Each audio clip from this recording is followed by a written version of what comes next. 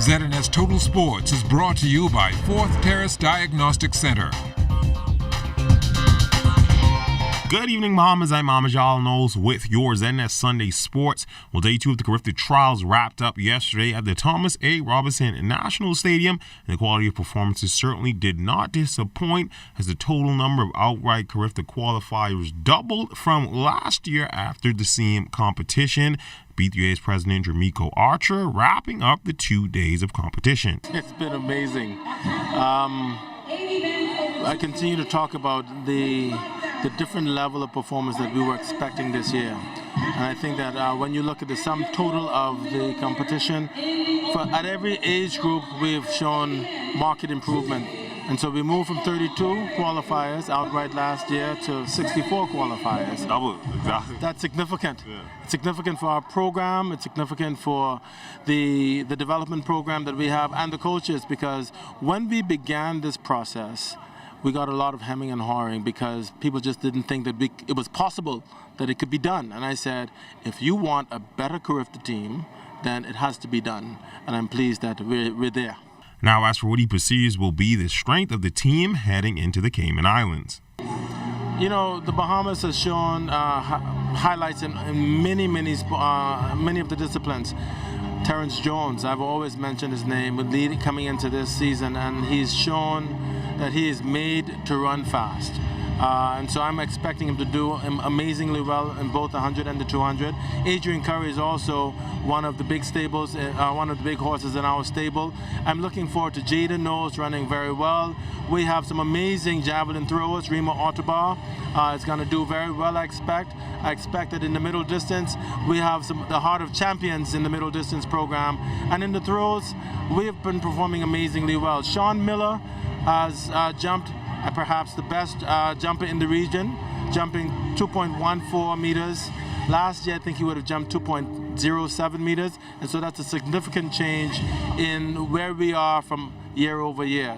Now, the team's expected to be officially named later tonight during a gospel concert celebration at the Thomas A. Robinson Stadium. In basketball news, there will be a Game 7 in Division 2 of the N.P.B.A.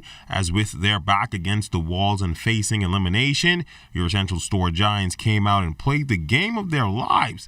Led by 25 points from Comardo Seymour, they would easily take Game 6 in dominating fashion, 92-65, to force a winner-take-all Game 7 come Monday night. Fellas, we talked it out last night, after the D1 team. They know what they did wrong last night. Like I say, if we keep our composure, we do more of a time management, take our time with the ball, make better shots, we do less turnovers, and we stick with our defensive plan against them. The team seemed to be kind of locked in from the jump, get into all the loose balls quicker, getting all the rebounds. Just tell me a bit about the mental makeup to come on tonight. Yeah, that was one of our game plans, is try to box out more, because we wanted to take advantage on the rebounds. And knowing that we have our players come off the bench, they give more energy on that too. It's a good game, but our big man, they got to show up more, stronger, and play harder than that, man. They really play weak tonight. So you just got to go back to the drawing board and see what we need to do. To all the loose balls and rebounds quicker. It seems that maybe it took a while for you guys to get warmed up tonight. Maybe was that it? Yeah, I think that's it. Our guys, we come out flat foot, and if you come out flat foot, that's what you got. And ORCA Aquatics holding a swim meet yesterday at the BKK, giving some CARIFTA team members a last chance to tune up before the big showdown in Barbados later this month. Well, so far, we've had a lot of younger swimmers that are participating in the meet. The swimmers are so far seen to be swimming some good times.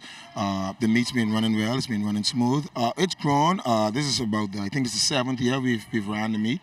It's been doing pretty well. The club this is our 10th anniversary, and this was actually the first meet that we put on. It would be either right before CARIFTA or right after CARIFTA, and it's been going well the last few years, and we've gotten good support for the most part from most of the clubs.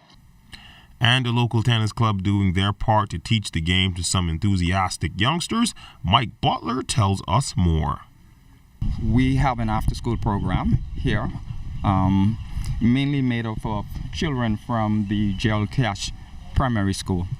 And we meet with them 3 times a week to just introduce them to the game of tennis.